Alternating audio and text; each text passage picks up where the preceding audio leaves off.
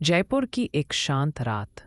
सीतापुर के industrial area में अचानक एक अजीब सा मंजर सामने आया।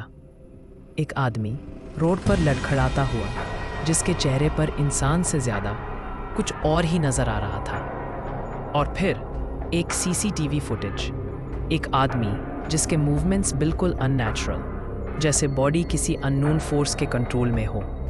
क्या ये सिर्फ एक मेडिकल इमरजेंसी थी, या राजस्थान की ज़मीन पर एक ज़ॉम्बी लाइक मोमेंट का पहला ग्लिम्स? सीतापुर की हल्की पीली स्ट्रीट लाइट के नीचे एक आदमी धीरे धीरे चलता दिखता है। पैर कभी सीधा पड़ता है, कभी अचानक टेढ़ा। उसके हाथ हिलते हैं, पर जैसे उनमें ताकत ही नहीं।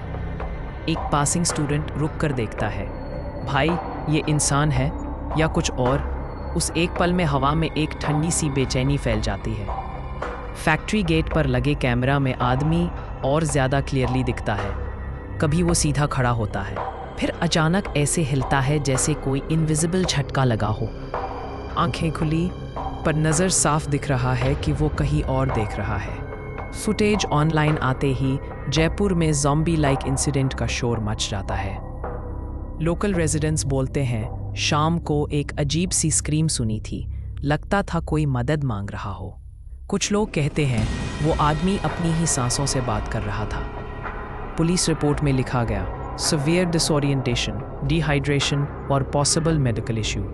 लेकिन जिन लोगों ने लाइव देखा, उनके लिए ये एक्सप्लेनेशन कभी काफ़ी नहीं रहा। एम्बुलेंस आती है, आदमी को स्ट्रेचर पर डाल कर ले जाती है, रोड फिर शांत हो जाती है, बट एक सवाल हवा में लटकता रह जाता है। आखिर इस वजह से एक नॉर्मल आदमी ज़ॉम्बी लाइक बिहेव करने लगा।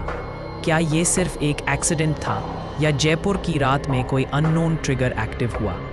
अभी कभी सच और इमेजिनेशन के बीच की लाइन इतनी पतली होती है कि हम समझ ही नहीं पाते कि क्या देख रहे हैं। सीतापुरा का ये इंसिडेंट भी शायद वही पल था जहां इंसानियत और अननोन एक ही रात में टकरा गए।